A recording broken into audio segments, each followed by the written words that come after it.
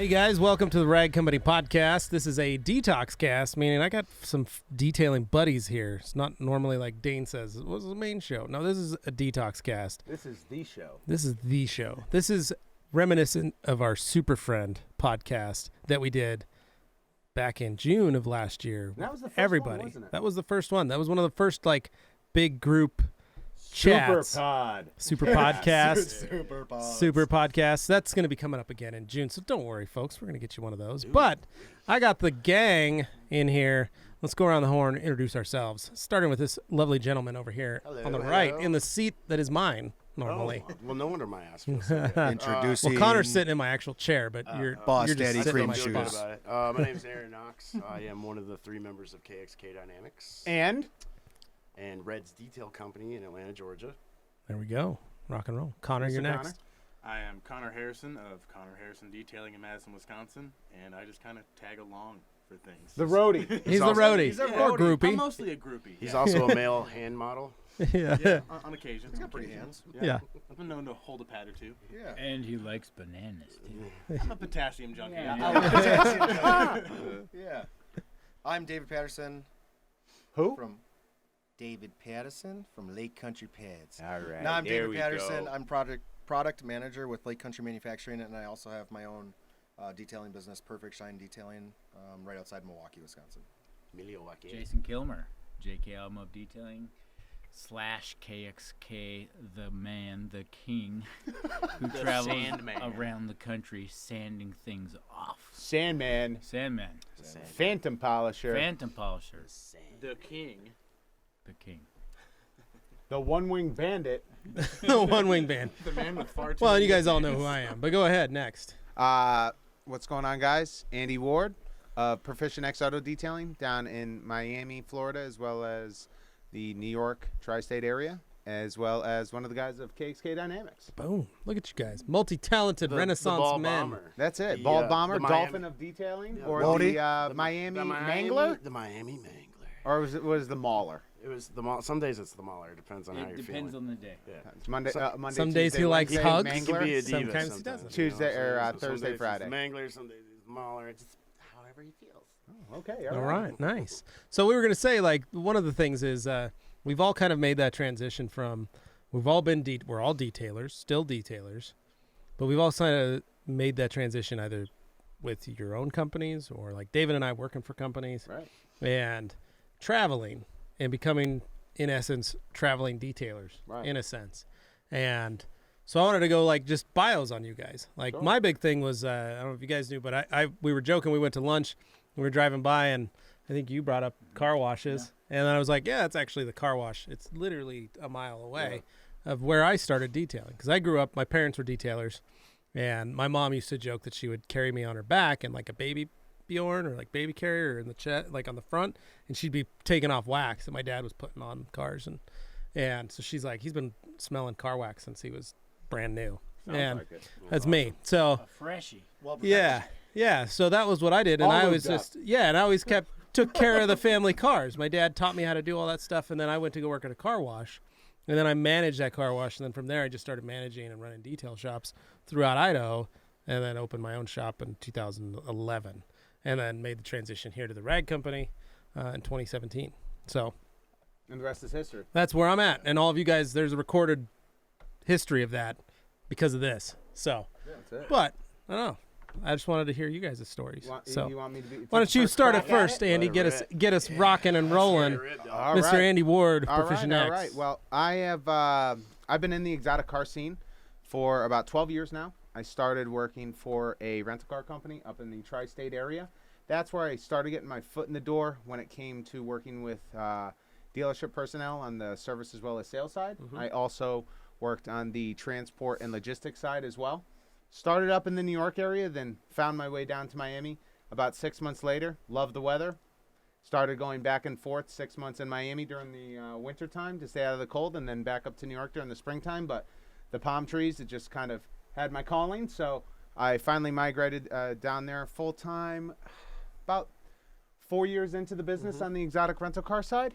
And then basically was detailing on the side when I was doing all of the exotic rental car stuff, but then took the plunge about 5 years ago, Yeah. and then started going full swing in there. Started working out of a couple of big race shops down there, and also with a couple of high-end exotic dealerships as well. Then got a phone call one day from a friend within the exotic car community, and they had a really special car, one of their first LaFerraris into the dealership. Car needed a little loving, so I got the call from the bullpen and went up there, detailed it up, I guess, pretty well. Mm-hmm. They enjoyed my services and stayed up there for another week or so, helping them out, and then that's when I basically started bouncing back and forth between Miami and New York, servicing one of the big Ferrari dealerships up in the New York area, and then still working down at the race shop down in Miami. And then amongst that organized mess, we started KXK Dynamics, and then I met Eron as well as Jason. Pretty much anybody who's heard the story with Jason on other podcasts. Him and I started hanging out first, started working on some cool cars up at the Ferrari dealership there. We were talking to Eron as well, met him at a detail event, Seacourt's Finest Verge, one of the first ones, right, Eron? First one. That was the yeah, very first yeah. one. Very first yeah, one. You were scouting for Winger. Right, yeah, I was scouting for Winger. Winger wasn't able to make it. Filthy men. Yes, and Eron and I really hit it off. Bromance at first sight, I Yeah. guess. Yeah. And really liked his way that he kind of operated his business, his mentality. We got talking, and we really didn't even have any high hopes of anything more than just we really enjoyed each other's company, right, Eron?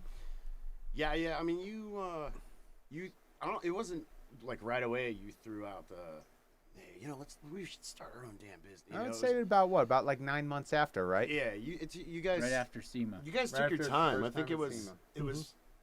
I remember. I specifically recall having a conversation where the two of you guys were like, you had been talking to him about, like hybrid detailers, guys that aren't just body shop or aren't just detail, like that can kind of go in between.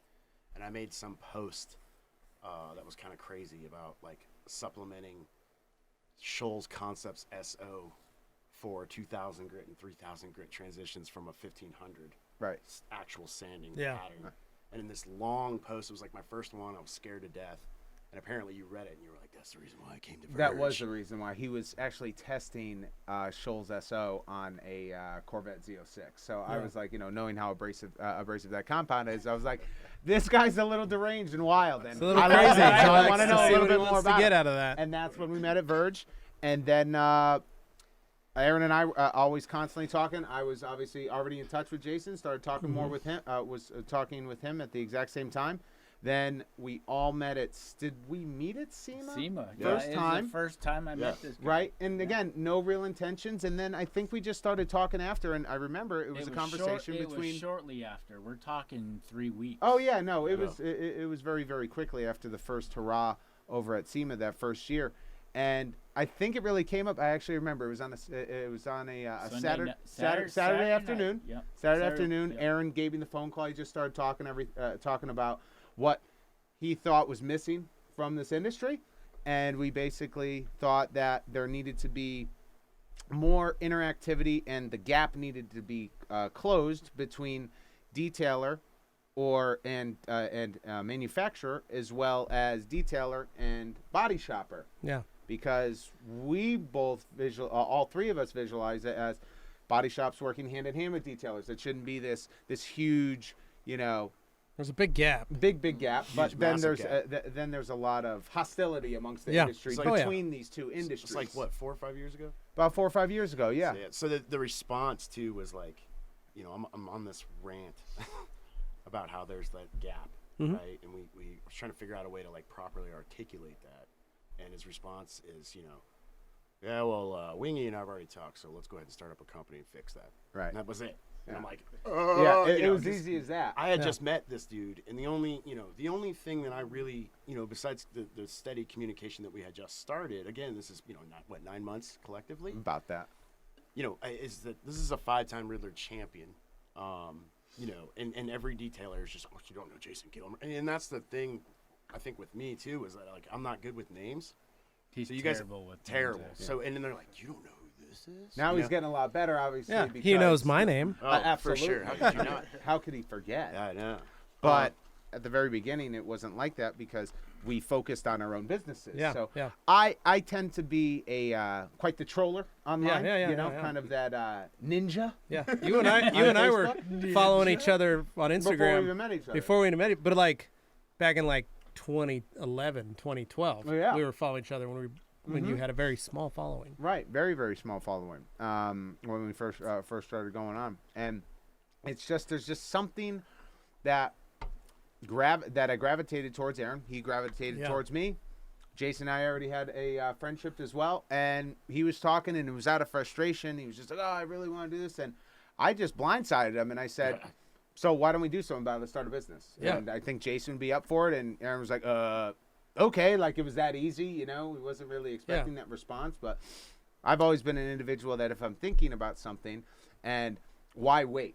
Yeah. Just dive in head first and try to figure out how to swim. It might not be the best thing to do all the time, but if you just kind of sit on the sidelines and don't force yourself to do it, you're never going to know. And the last thing I want to have is any regrets in anything that I do in life. No regrets. Yeah, No regrets. it floored me. It was, oh my God, Jason Killmer and Andy Wood. You know, it's like the one of the largest exotic specialists on the East Coast, and then you know the Sandman wanting to do business. Like I'm not even gonna lie, I've never told you guys this, but when I got off the phone, I was like, "Ee," you know, like a little girl. Well, you just told everybody. Right. But Eron runs an extremely successful business, brick and mortar, down in Georgia. I mean, not a lot of people know one are you that. gonna They just choose? know him as you know, the funny man / incredibly talented individual on Facebook and any social media chain. What are you doing? Is that good? That's some good stuff right there. Do you want to shout out for Fisherman's before we Just want to, so in case you guys are listening to this and you're not watching on the YouTube channel, I put out the assortment of all the flavors of Fisherman's Friends, mostly to introduce these gentlemen to the beauty that is Fisherman's Friend. I mean, this is I'm kind of on a journey right now. I So, just tasted so lemon. just so you guys know, when I travel, I've kind of been stuck on lemon. I'm looking to go to Mandarin right now. You're about to go on a Mandarin's journey. good. so when I, This is the bead maker version, right? yeah, that's Shout the- out to Rennie Doyle. Yeah, this is the bean maker. You're real good. No, but Beefmaker lozenges. yeah, but no, but this is what I live off of when I'm on the road, because when I'm talking, I lose my voice. Right. Yeah. And so that's what, like, SEMA, I always have like 3 or 4 packs of these for me at SEMA. Anytime we go anywhere, like, this is what I'm always, usually I'm working on an original, which is a acquired taste. Uh-huh. It tastes like nothing. It's kind of like an old man's muscle. It's like an old, yeah, it's my grandpa. Just sucking it's on a just a, mothball. it's a fisherman's friend, whatever that stands for. Levi, That's- what you got in your mouth? Oh, just some mothballs. Yeah. No, Anthony once put one in his mouth, and he was like, he started to cry, That sounds and he so goes, bad on he a goes, podcast. he started to cry. He's like, I don't want this in my mouth anymore. Please don't make me do this anymore, Levi. Yeah. So, Does and it then just creep up on you, or is it like a real hard initial sting? it's kind of a hard initial. The original, Lemon's. these doing these some are the type of way. soft, Yeah. enjoyable flavors that I don't know you about know. this. If I'm my tongue feels like introducing, it's getting raped right now. well, I'm just telling you, if you get into the original, it's gonna get a little weirder. That's. so- See, I'm not even. I don't think I'm ready. It's So a we're little working hardcore. ourselves from the perimeter and working in. Just Do we have about. an original here? I don't think so. I think that I keep It sounds I like keep things- those Whoa, held out. Whoa, right here. Oh, that's a sugar-free original, Oh, so which this I is don't like- think is any different. Yeah, Grade is set, probably you're not set for a No. neck breaker on that You one. could probably that. We'll just say this is this may be far stronger than what I am used to. I haven't even tried those yet. Alrighty. So, but counter anyway, guess so they're just. But sorry to digress, but that's what we're doing. So if the guys absolutely. are But hopping yeah, in on these. that's what I was saying. And Eron, I mean, tell other people that you know. A lot of people. The people. Hello. A lot of pros know exactly how successful Hi, he is when Anthony. it comes to his business, but not a lot of the end users or consumers know Right. exactly what he does on a day-to-day basis Yeah. over at Reds. Why don't you jump in on it? I'm gonna jump in on this. So Reds is a. It's kind of unique. I mean, in its own little way. I think that when we, my business partner Andy Wu, we call him Wu Tang Or Wubaka. or Wu Baka. Yep, he hates that nickname. But when we started that, we worked. All right, this is kind of an interesting story. All right, so there was a detail shop in the building that we're in now, Mm-hmm. and we worked for him. Okay. And the dude was like, the cliche detail shop that's like the slimy, Yeah. I'm going to charge you a ton of money and not polish your car with cleaner wax. kind Yeah, of thing. throw a bunch of silicone on everything. Exactly. And I mean, if that. greasy and shiny. Exactly. And we hated it, and we hated it, and we hated it. And like, we worked for him for 3+ years. And one day we come in, I had just come back from a vacation that I was saving for. And dude sits me down on a chair next to him. He's like, I don't have any more money. You guys got to get the hell out of here. And he fired the entire staff. He let us go, excuse me. Yeah. And so Wu and I were, obviously a touch disgruntled with Right. the news. Yeah. I just looked at him and I was like, at that time he had this little janky Ford Ranger. And I was like, you know what? I was like, it's on, So we basically started a detail business. I had like $267 in my name. Yeah. And we just started basically going mobile to a couple of like older clients or people that we had built relationships with, and just killing ourselves trying to do what we could to be able to pay our bills. And we saved up enough money, and I ended up later on finding out that the old owner of that business didn't actually own the building. And then I found out who the landlord was, and I think it was like 29 when which is still considerably Yeah. young for a business owner. Approached him, and he's like, old country dude, well, you ain't got no business plan, you ain't got no money, blah blah blah. And I sat there. He's like, what's different than you than the other 15 detail shops down the street? And it just hit me. It was like I had my business plan, as short as it is, like right then and there, and I was like, we're gonna bring back the days that you got what you paid for. And I was like, don't worry about first and last month's rent. I'll have it to you by tomorrow. And I think that floored him. He's like, I'll give you a shot. And we did. We opened up the door. We had just enough money to open up the doors, literally. Outfit, a couple things like necessities that you need for Yeah. basic detailing. And we sat there for, 6 months at least, sitting on buckets. Yeah. Twiddling your thumbs and taking a couple here, a couple there, just enough to kind of pay the bills. And I got a call from a friend, and one of his very close friends wanted to enter a Ferrari Dino GT into the Hilton Head Concours d'Elegance. And I'm naturally kind of trembling and fumbling, and I'm like, you know what? It's like let's do this. Yeah. Let's do this. And I gave that damn thing hell for about a week and a half, 2 weeks. Which isn't very long on a Concours, but the car was pretty pristine. Didn't charge him anywhere near what I was supposed to. I just wanted the car. I just wanted. Yeah. And he ended up winning second place overall, and like 2 more side awards on top of that. And it was like every one of his friends. It was like a light switch came on. And we started getting business. We started promoting, and we when we put our business plan together, I think that one of the unique things that I wanted to do, again with the void thing, was I call it average Joe, right? Your interior detail, your wash and wax, put some lipstick on the tires and shoot it out the window or out the door. And then you have your elite services, which is your extensive paint corrections or texture corrections, and then now we have semi-permanent ceramic coatings and nanotechnology, so on and so forth. So this is the high dollar stuff, and this is the average stuff. And what I've noticed is that detailers have a really hard time being able to float those two, because you get so focused on that big dollar ticket that the person that wants to spend $300 or $400 with you is no longer good enough for your time, And I never wanted that to happen. I always wanted those two to kind of be. I wanted to ride the fence right there with that, and I think that that's what we ended up doing. We don't have a big shop. I think it's right under 4,000 square feet. Well, we turn and burn.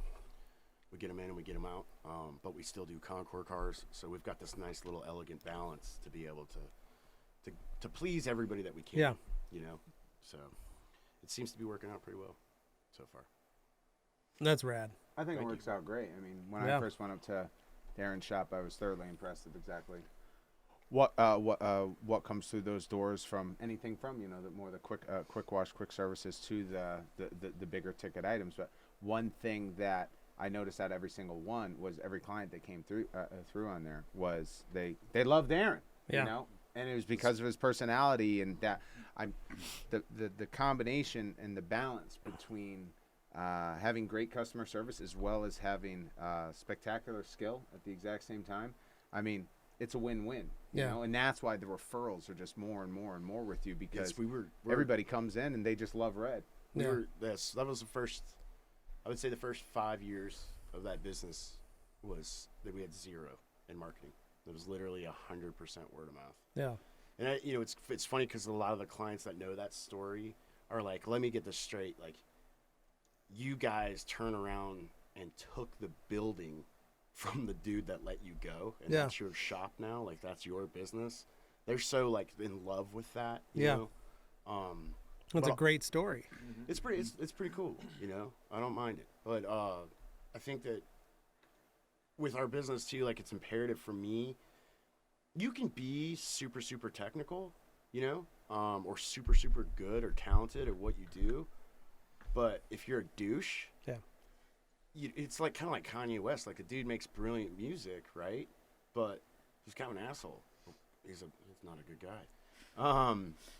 So it's one of those things, you know, or like any sort of athlete or whatever that acts like that. And with us, I wanted to be able to provide the technicality of it, like where I can talk to you and let you know that like you're in the hands of a professional, but at the same time implement the humanity of like, hey, look, we're just sitting at a table having a conversation. You know, like, tell me what you need and I'm gonna go ahead and build this for you, and if it sounds cool, then we'll go from there. No pressure, you know. And I think that that's a huge element as to why the business continually gets, you know, referrals over and over and over again. So what Eron forgot or failed to mention is he's one of the smartest guys when it comes to coding in the world. He's lying to you. No, he's not. He knows codings, like, he knows. Well, and didn't mention either that, you know, like one of the reasons why I feel like we're all friends, and why one of the main attractive reasons that made me want to become friends or had the desire to, you know, involve myself and do things with you guys and be friends is you guys have all done like amazing things, but you're the most humble people in this industry. And I think that attracts different people, and this goes for Connor too, is for sure. You talk to somebody that's done the most amazing things and you would never know. You just never know. Dude, it's just like, it's like your clients. Like, I'm sure everybody in this room has gotten one of those clients. Like, you know, like the young people that have money because it's like they have to show it off. Right. You know, and then you get that like one dude that's, you're like, you know, oh, sir, that'll be, you know, $15,000 detail. And they're like, cool, I've got 4 more after that. And they throw the black card on the table and they're like the chillest.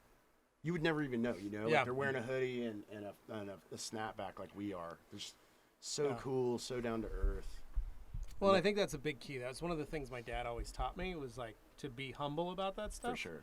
And, you know, he was always that guy. He drives a little Nissan Versa that he bought on Craigslist for $7,000. It's not an Elantra. It's not an Elantra. He's not there He doesn't have the refined taste that I do. Right. But but my dad's always been that way. He's like, you know, he's got a ton of rental properties, a ton of investments. He, you know, he's well off, but he doesn't ever show it. He drives Nissan Versa daily. That's what he does. When we were kids, he had a pickup that I took when I was a teenager that had been rolled down a hill and was all rusted out. And he'd go drive around and take us to lunch and stuff in that. And he loved it because the truck was a total pile.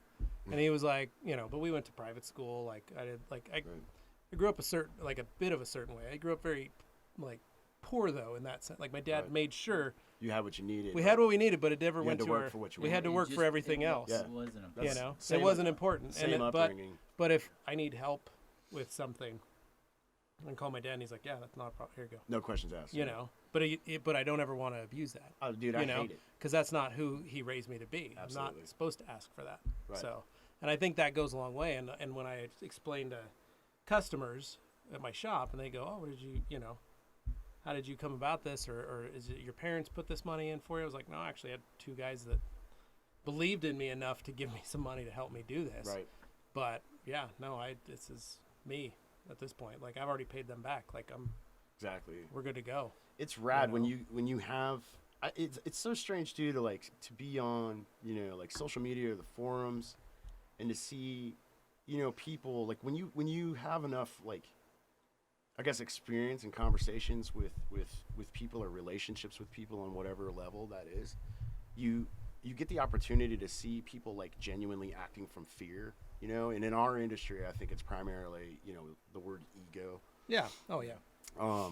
Which, you know, that's a fear-based thing. Like, they're coming from fear, like they don't want to look a certain way or be called a hack or like whatever that case may be. But like when you get on that level with somebody, you can always tell, like, it's like David was saying, like, you're just naturally, like, you gravitate to those people. Yeah. You know, and that's part of this. Like, it's like they instantly become part of the squad.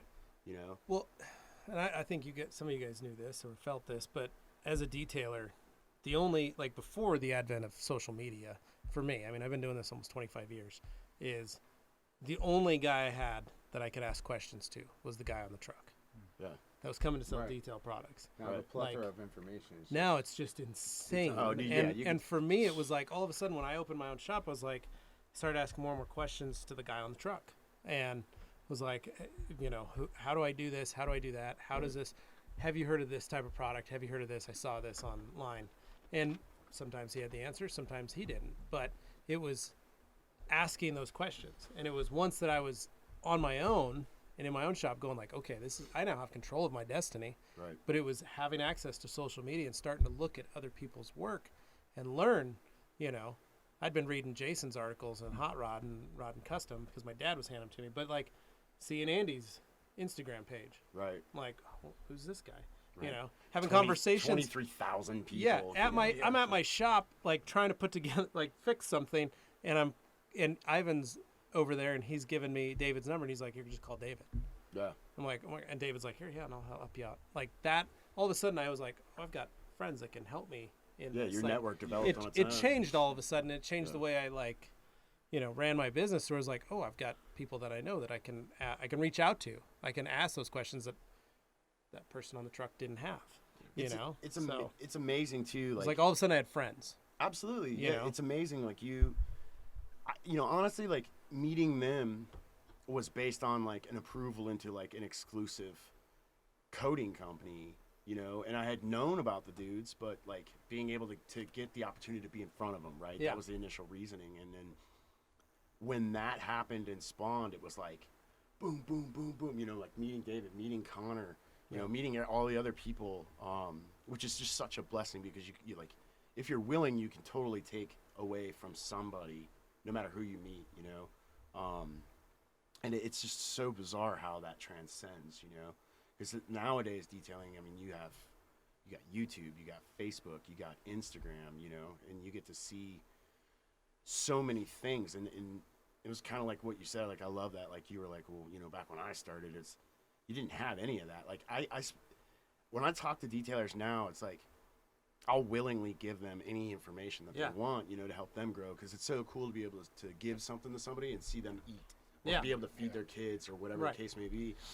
But like Jason, I know can attest to this. David, you know, Connor and Andy, and I know you can. But like, you know, back in the day, like all I had was like trial and error. Yeah. So, and then like, you know, back in the day, like I didn't have like a pocket computer or anything like that. Like we had a what were those damn things in the library? You had to go like search. Yeah, the Dewey desk, or Yeah, was it the It's not a Rolodex. What was that thing? it's An the index or something index, like that? like, Yeah, and index you card have to to go and through. find the row and the aisle and the shelf that the book is on so that you can go get that information. You Yeah. know, like, and now I can literally just whip out my phone and just reach out and touch somebody. So to see where it's come from is just amazing. But yeah, the trial and error, I think, is what taught me more than anything. Well, I think personally, when it comes to, I'm a huge advocate for social media, you know, for not only helping your business grow, you can get obviously very creative and funky, Yeah. and the sky's the limits when it comes to stuff like that. But one of the things in social media that I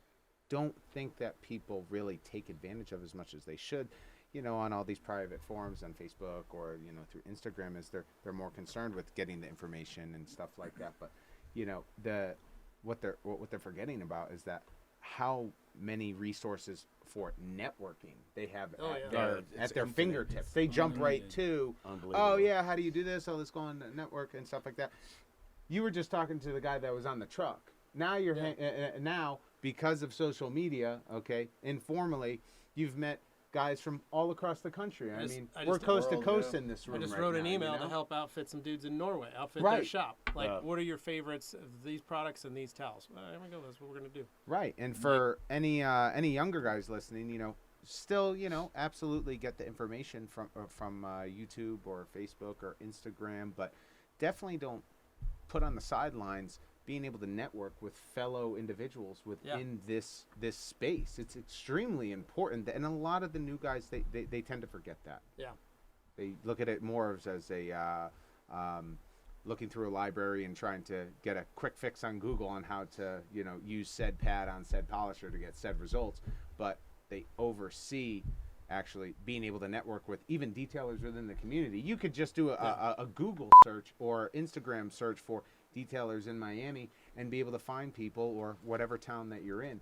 And we talked about this on the Super Podcast, where it's important, guys, that anybody who's listening who's either looking to start a business or already has a business and already hasn't brought this into the fold of their business is that go up to people within the industry that are within your community, introduce yourselves, and try to collaborate with them. Yeah. I get plenty of referral business or collaborations opportunities because I've done that with detailers within my community. Yeah, I don't think enough guys do that. No, they don't, and it's very, very important because we're in an extremely small industry because we're so enveloped within social media and YouTube and Facebook and all of these forms. We forget how tiny of an industry this really is. So this is really a very exciting time to be part of the detailing community because I even see from the time when I went full time 5 years ago, which you've been in a lot longer. Dave has been on. I'm not even going to talk about when you started, when you were like dinosaurs were roaming the earth when you were in there. Detailed dinosaurs. Yeah, but that's what these guys, people in the industry tend to not realize, and it's very important to realize this. I don't want to interrupt this either. I'm not quite sure what Levi's trying to do, Are you but giving me a I'm about fisherman to taste one of these delicious Fisherman's Friends, but the flavor is called anus. I don't know what kind Get of ready to go. Get ready. What kind of mission are you on? I Levi? believe that's honest. I believe. It's Don't church it up, boy. anise, but it's Don't church delicious. it. It doesn't Don't church surprise it. me. Don't that church it up, that's boy. what you're going for. Pop that anus in your mouth, Andy. It's delicious. Oh, there it Delicious. goes. We'll It's try it. down the hatch. It's actually really good. That's Actually a really good one. That's really how Connor and I met, to be honest with you. Yeah. You Well, guys just next. doing combinations, like started working Collaborations. on projects even though we're close. To be clear, having nothing to do with anus in your mouth. I thought, yeah, I thought he was talking about anus flavored candy brought them I together. want to make that clear too. It's I'll be not honest. related. I mean, and Not Connor runs an Yeah. insane business up in Wisconsin, and he collaborates with guys all over the Yep. country as well. Yep. I mean, I know him and David. They go out to Pebble Beach all the time, and work on the Porsche circuit up in Wisconsin, right? With some big custom Yeah, no, we did, circuit. yeah. I'll let Connor go. I mean, he's Yeah. got a good business.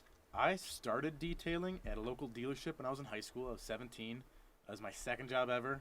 It just seemed kind of fun because my other buddy worked there.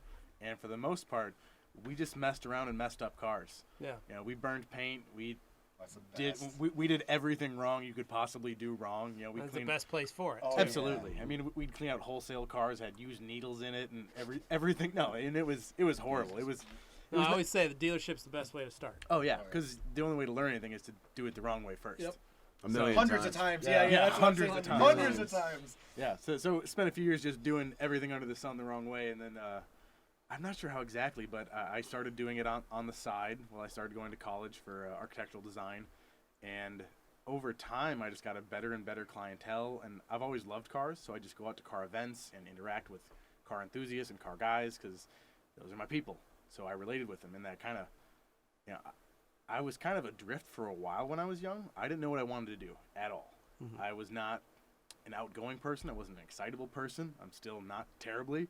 And I totally found my identity through cars and through detailing. It's kind of how I got my voice and how I'm here with all of you guys. And I think that's just insane to me. I think you sell yourself short a lot, dude, because bit. you're hands down like one of the funniest dudes, and your It's one of the and like funniest your humor comes from intelligence, like which is like wit based. Yeah, So yeah. It's on you're another just level. you're a good dude. You're intelligent. And you're definitely funny. So just own that now. Well, yeah. Otherwise you're eating anus candy. Thank you. Anise. Right now, How is it? that's you. It's good. I mean, it's in there. That's for sure. Oh yeah. Oh, yeah. Is it a familiar flavor or is I it a don't new know. one? It's just It's new. It's a little- a little gonna mind stop numbing. right there before I get myself in Yeah. trouble.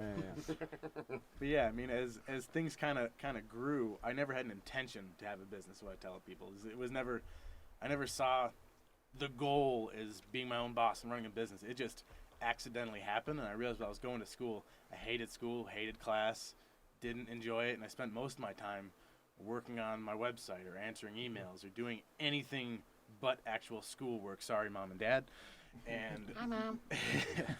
And one day I kind of looked around and said, I'm making okay money for my age at the time. I'm doing something I enjoy, and I see potentially a future in it. And I was, I think, 21 at the time. So I'm like, well, I'm young enough where I don't have a whole lot to lose by making this leap. So I forget when but I told my parents that it was on a winter break. And I was like, yeah, I don't think I'm going back to school in the spring. I think I'm just going to clean cars. And there was kind of just this awkward silence of, did we raise him to be this dumb? Like, I don't think.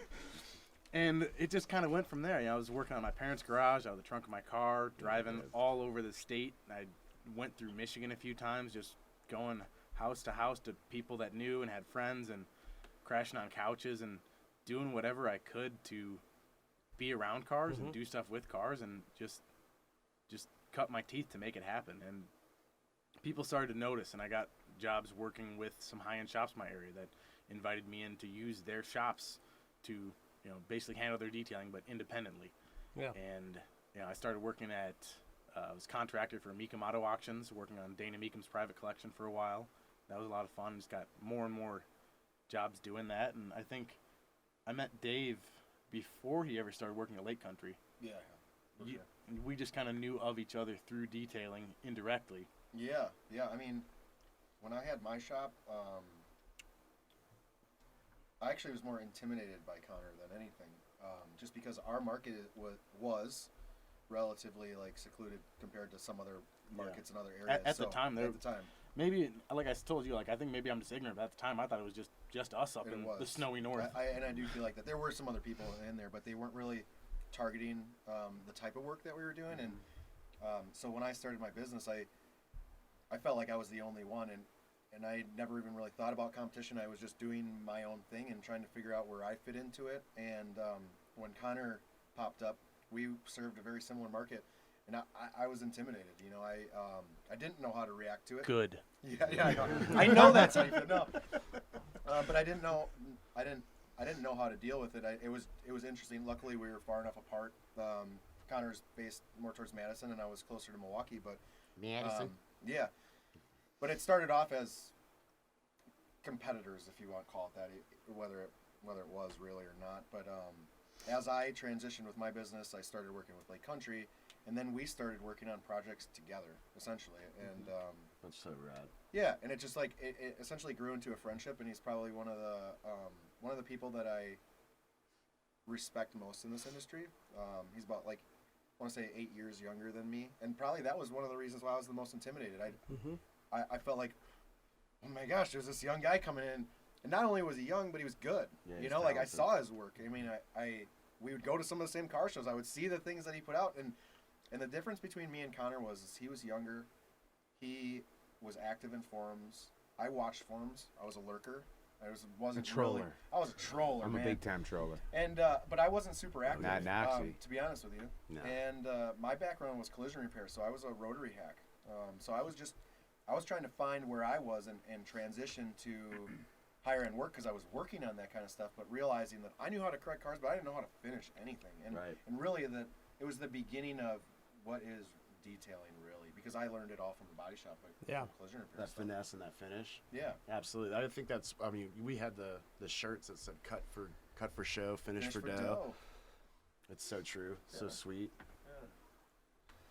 Yeah. So Well, I guess I started my business was in 2003. I went to school for collision repair.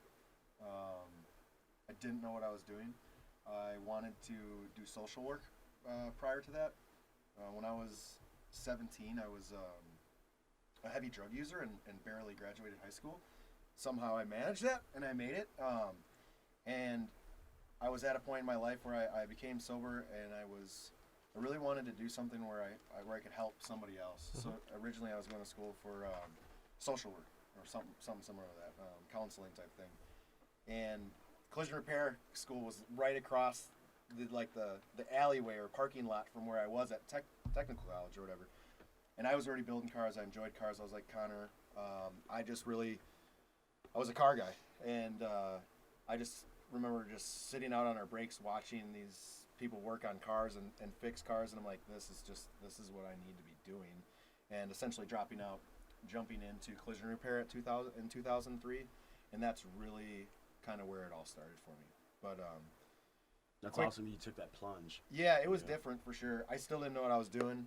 I was doing something. I just didn't know what, and I couldn't make any money. I got out of school. I got into the body shop. It's hard.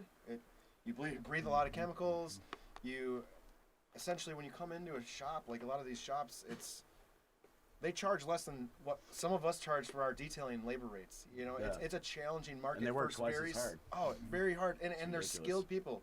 So when I look at collision repair or body work compared to, like mechanical work, I know there's big skill and drivability and diagnosing cars, but it boggles my mind that a body shop tech gets paid half of what a mechanic makes. Yeah. And there's serious skill behind it. But either way, it was challenging for me to make my career. The guys in the shop that I worked in, it felt like they thought I was taking their work because I was younger, and you're anxious, you're hungry, you want to learn, you want the money. So on a flat rate basis, they don't want to help you necessarily. So I got to a point where I wasn't making money. I wasn't enjoying the places where I was at, and one of the guys that I went to school for helped me out, and I started wrenching on cars. So essentially, I jumped back into working on just brakes, suspension, exhaust, things like that. And it was kind of like the way for me to advance my career, and it worked out for a while. But really, one of my friends started doing interior detailing. He was detailing at a dealership, and he was making just as much as me as I was wrenching on cars. I was going home full of grease, working 10 plus hours a day, and I just couldn't believe that he would clean cars and make what I was making on top of the fact that he didn't polish cars. Yeah. So he was legitimately detailing cars and not polishing. And one day, Derek, thanks buddy, I was like, hey man, if I teach you how to polish cars, will you teach me how to interior detail? Because I was already dead set on getting a detail job at that point. I was burnt out from wrenching on cars, and my hands were permanently stained. I hated wearing gloves. It was just hard for me to do repair work with gloves, so I just always run naked. And You still do. Some things don't change. Only you know that, buddy.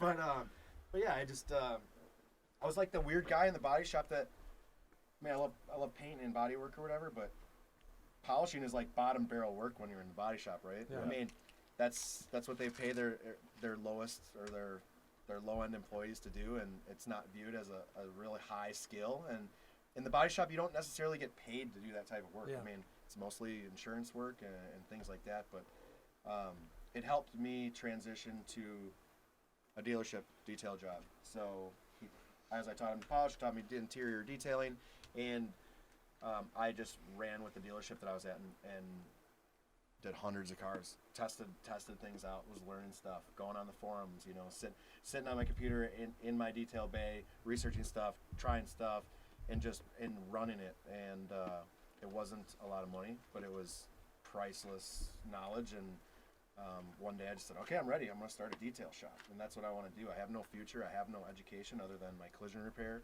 and it's all history from there. I didn't really even have an ultimately successful detail shop.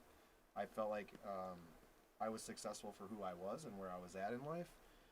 I did good work and I had great clients. Financially, I did all right, but it kind of fell into my position at Lake Country. So luckily, Lake Country is local to us, and through the same person that gave me my job as a mechanic that I went to school with, was also involved in how I transitioned to lake country too. So one day he just called and said, "Hey, have you ever heard of lake pads?" I said, "Like lake country pads?" Like, "Yeah, lake pads. You know, I don't know."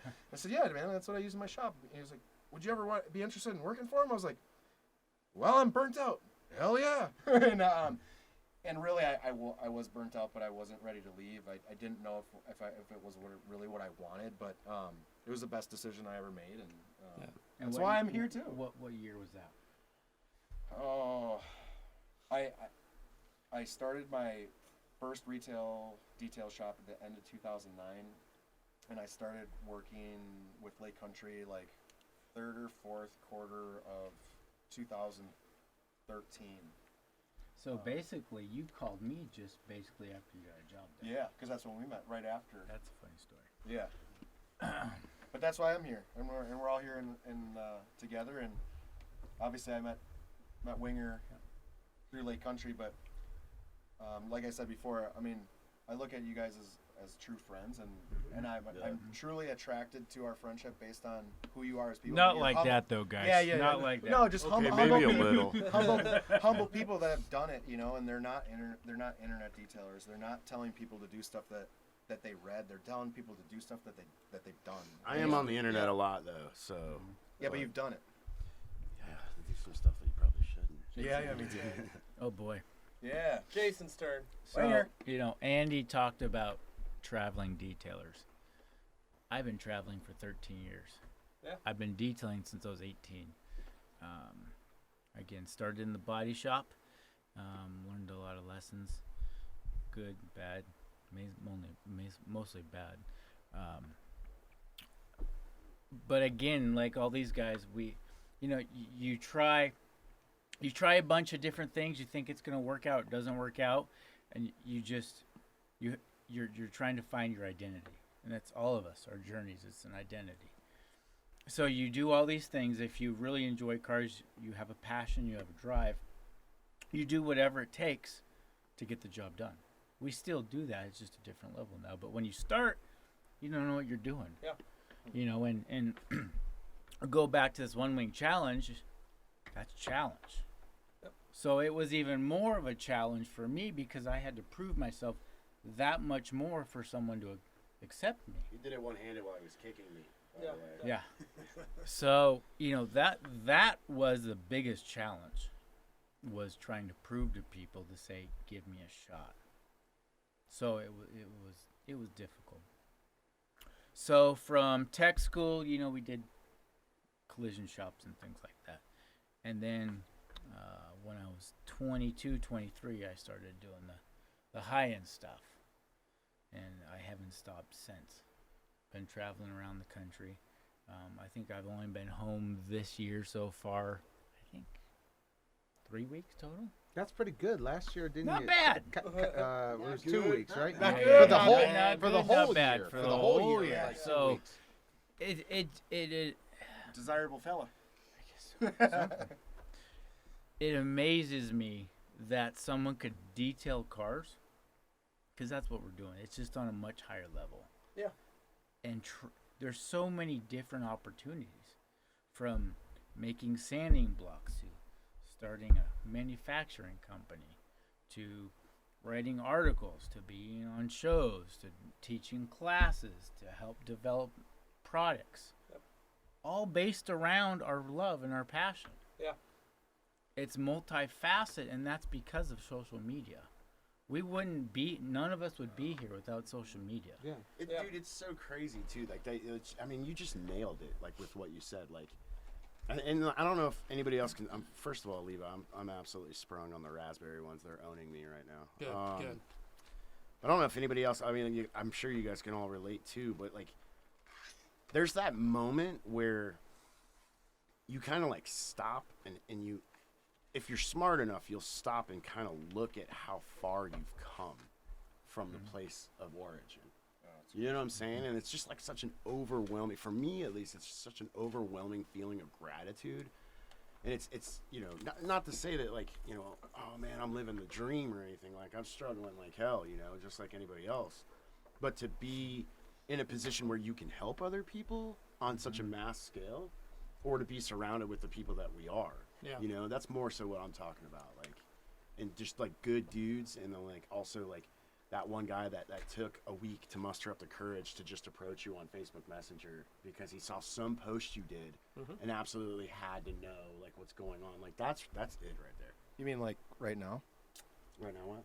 You just influenced us all with your raspberry choice, and And then we all. then I grabbed grabbed our one. And then And I was, did. this is just like Facebook, man. You're like, That's how that stuff goes. I use this, and then people are like, okay. Just so you guys because know. me, Winger, and Andy all grabbed one after. Yeah, we well, just so you know, and then- they all want red beards too, but Yeah. they just can't grow them. This is the only thing that grows right on my face. So, but the biggest thing that I think is that I took away from a lot of this is we've all kind of started from somewhere that is technically very low rung Oh, for sure. Yeah. and Bottom bottom of the barrel. bottom of the barrel, right? Getting tore up too. Right. Lucky you And- were in a barrel. Yeah, and I've spoken publicly many times how beat up I am from years of production detail. Oh, all absolutely. jacked up. Like hands, shoulders, Jeez. arms, Bionic- like bionic arms wrists, and all. like I'm beat. And so for me, the hardest part was like I knew that there was an end game working in a production detail shop. Transition. I knew that I had either had to run my own shop and have my own shop, or had to find a totally different job, Or hit the lottery. There's or always hit that the one, lottery. yeah. But it was like I don't have a college degree. I barely graduated high school. You know, I've had drug problems and alcohol problems when I was a lot younger. Like, I didn't have all the benefits. Like, I couldn't go get a job at a Fortune 500 company like other kids I went to school with that Yeah. have master's degrees and Yeah, exactly. that kind of stuff. So I was like, what can I do? So I knew it was like, maybe I can work my way into a company that produces detail products and I can get a job there, or I can open my own shop. And thankfully I had two customers that saw potential in me, Yeah. managing a shop, managing a crew of guys, running a very large shop, pushing a lot of cars. And they were like, would you open your own shop? And I was like, yeah, I don't have any money though. That's the problem. And they gave me that. It's always the But it problem. but opening my own business gave me a ladder to where I could actually start to climb it, start running it, Oh, for sure. bring It's in just another employees step, and yeah. start working on it and be able to step away for a little while and just run my business. Yeah. I was able to get to that point where I had 6 employees and I could just let them work on cars. But it also got to a point where I was like, I need that extra step. Right. And all of us have either created that next rung of the ladder for us, or we've been able to climb that next rung of the ladder. And I think that's what a lot of detailers don't seem to understand is they're not looking for that end game, or they're not looking like what their goal is. And my biggest thing is always like, I'm coming at it from a spot that I didn't know and I'm beat up now. You know, and like we were talking, there's projects that are coming up that I don't know if I can physically do it. Yeah. And that's okay. And that's, You- but not like I don't have the technique. I know Yeah, I could no. probably get on there and have fun. I just don't know if my body can physically handle that And you- anymore. You have to come to a point that you're okay with that. Yeah. You're in a good position with the right company. You can still influence people actually much more than you could before. Right. You can still be involved in detailing and do all those things, detail once in a while, but you don't have to beat your body up. Yeah. And I think that's like what Jason was, or what David's talking about. Same thing. Like it's, you got to a point where you're kind of burned out. Yeah. Yeah. But but you love the industry. Yeah, you can't let go of it. That's I eat, sleep, and Yeah, breathe it yeah. still. Yeah, or for whatever reasons. I mean, Yeah. it made sense. My wife wanted a family, or whatever Yeah. it was. She wanted the stability. She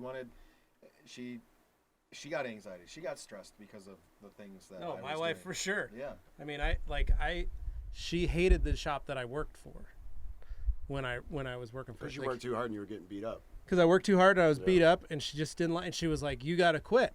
Like, you got to get another job. Like, you can't come home like this. Like, I can't have you." And I stubbornly didn't listen to her and kept at it, you know, until I opened my own shop. And we were at the IDA meet and greet at Mobile Tech, and when they basically, like, for me, it was a moment where they're like, "Hey, by the way, Levi's going to be taking over the chairmanship for the Man, committee these chair guys are good. for certification committee.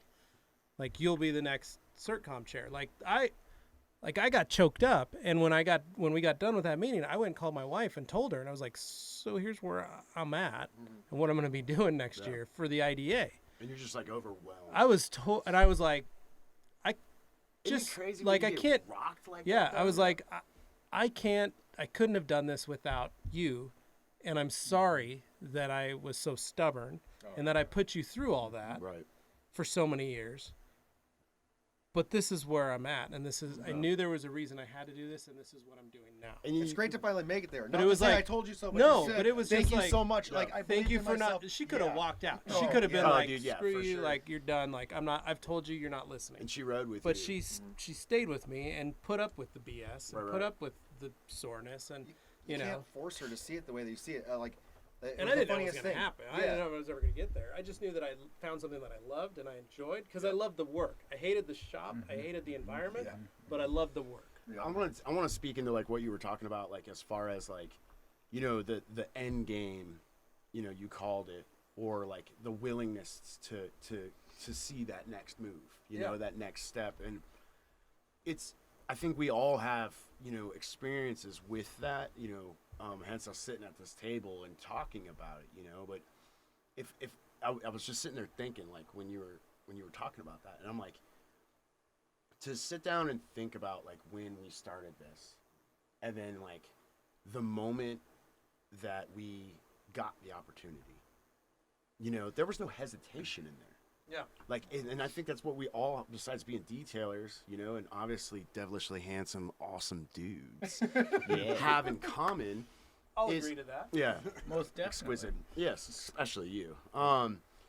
Is that, you know, when opportunity arose, we didn't open the door and walk through it. We didn't run through the door. We kicked that sucker off. Yeah. And, you know, bulldozed through there. You know, and I'm sitting there thinking about, you know, when I first started detailing, I'm getting yelled at in Portuguese by my manager, and I'm terrified because I don't know if you've ever heard Portuguese, but when it's at a certain tone, it's terrifying. And I think that's part of why I was terrified to do anything wrong, you know. Yeah.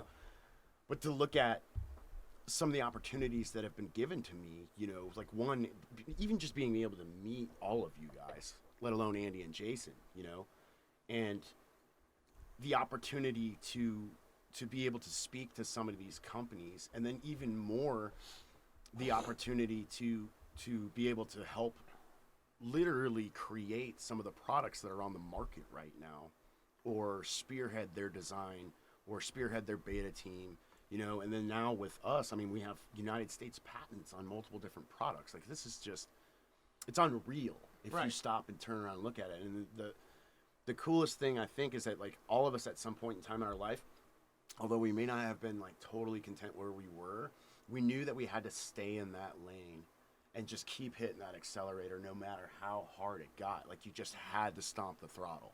Yeah. And once you do, like, not to say that like you're belligerently doing that. Like, we all had something in the back of our mind, like, dude, I need to get somewhere. I don't know where it is, but I need to get there. Yeah. We just hit the throttle and went. So it's so cool to hear that, like, coming out of your mouth, or to hear like where you're going or what you're doing, you know, with the business besides KXK, you know, or to see what KXK is doing, or any of our success stories. Well, all those things come from other people too, because it's not just you, you know. Because for sure. Whether you have your family, Well, I mean, or he just or fueled me whoever. up from across the table. Yeah. Well, that and that raspberry lozenge I just had. Oh yeah. But it's all perspective, you know. And like, my wife never wanted me to start the first detail business, and you know, I understood. But what gave her uncertainty and anxiety, the same thing for me was a vision of sky's the limit. Yeah, it's your I can fuel. I can do anything that I want to do as long as I am willing to put in the effort or put in the time to learn it or whatever it might be. But it gave me like limitless opportunities mentally, where my wife was like, "This seems like the most horrible decision." And it makes me feel unsure Uneasy, of you. It makes me feel unsure of. Well, they also don't want to see you fail. Yeah. And that's the hardest thing. They love that you're so excited about something, but they don't want you to fail because that hurts them. It hurts It everybody. hurts everybody. But they don't. But them specifically, because they're partnered with you. Yeah, I know. So I agree with you too. Like, I feel like it's good and bad influence, right? Like, so y'all are talking about like your wives and then like your family encouraging you, and like hopefully you're blessed enough to have that. Yeah. You know, I've lost quite a bit of my family in the past couple of years, but like I sit back and think about like when we first started, or my landlord, being the old rowdy. Yeah, you not know, believing you. Not believing me. No, not only that, but like taking the time to tell me that like the talk of the town was, oh, they're not going to make it 18 months. Mm-hmm. And I can't remember if I had breakfast this morning, but I can remember I can hear that voice in my head. Yeah. You know, and that's that fire right there. Well, you know, and that's my whole saying in life is hammer down. Mhm. And that, you know, a lot of detailers say, oh, that's just how he polishes. No, that's how I live my life. That's how I've had to live my life. I've had to hammer down. Yeah. You know, when I was in collision shop, going through tech school, so funny. One of the exercises was to hammer and dolly a fender. Okay? I spent 2 straight months every day at tech school hammering and dollying this. Give it to the instructor. He goes, not good, but not bad. He takes a sledgehammer and goes, wham! Fix it again. Yeah. Talk about a real kick. So I did it again another 2 months later. Probably a month. So those are the things that we've had to overcome. Yeah. Where you try something like, whew, I finally made it. I'm finally, at least, you know, you're climbing up the mountain. You're like, I can take a break. And then somebody's up there like Knox and kicks you back off. And you tumble, boom, boom, boom, boom. Here I am to kick you down the hill. hood out of your hands. Bam. Yeah. Coming from the Bam. dude that stomped my hood. Well, it was a lesson, huh? Right. Oh, yeah. Still taking So- me to school. You know, life in general is just, it's those stepping stones, and you may get knocked down. Yeah. It may be a complete failure. You know, Michael Jordan was a huge inspiration growing up for me. You know, and there's a quote, and I don't know the whole quote, but he says the reason I succeed is because of my failures, because that's what drives me to go harder and faster. That's awesome. I love that you're talking about like that one thing from Michael Jordan, because mine is Einstein. And when Einstein was young, they literally thought he was retarded.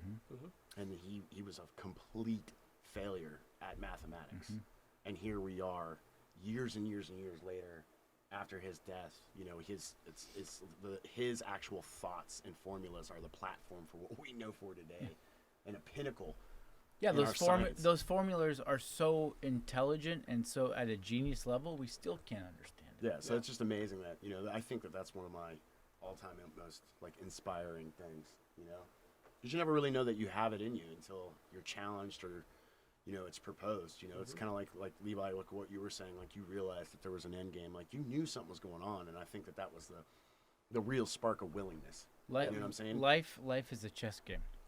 You know, sometimes you make the wrong move, sometimes you make the right move, but it's a chess game. Connor being a detailing nomad, I mean, Jesus. Yeah. A nomad? Yeah, you're traveling the world, detailing car by car. I just want a nap. Well, I think that probably a good point to wrap it up, but I think we need to go get dinner and have us continue this conversation around a table with some food. We hungry out here. So I just want to say thanks, guys, for being here, being a part of this. Absolutely. Thanks for And having listening. us. Yeah. Thank you guys for listening. Make sure you like this video. Make sure you leave us a comment or a review on Apple Podcasts or wherever you get your podcasts. You can listen to it on all the different podcast platforms. We're on Stitcher, Spotify, Apple, iTunes, all that good stuff. So as always, and if you're watching it from Rag Company YouTube podcast channel, you can make sure you like and subscribe to this one. And as always, we'll catch you on the other side. See you guys. Peace out.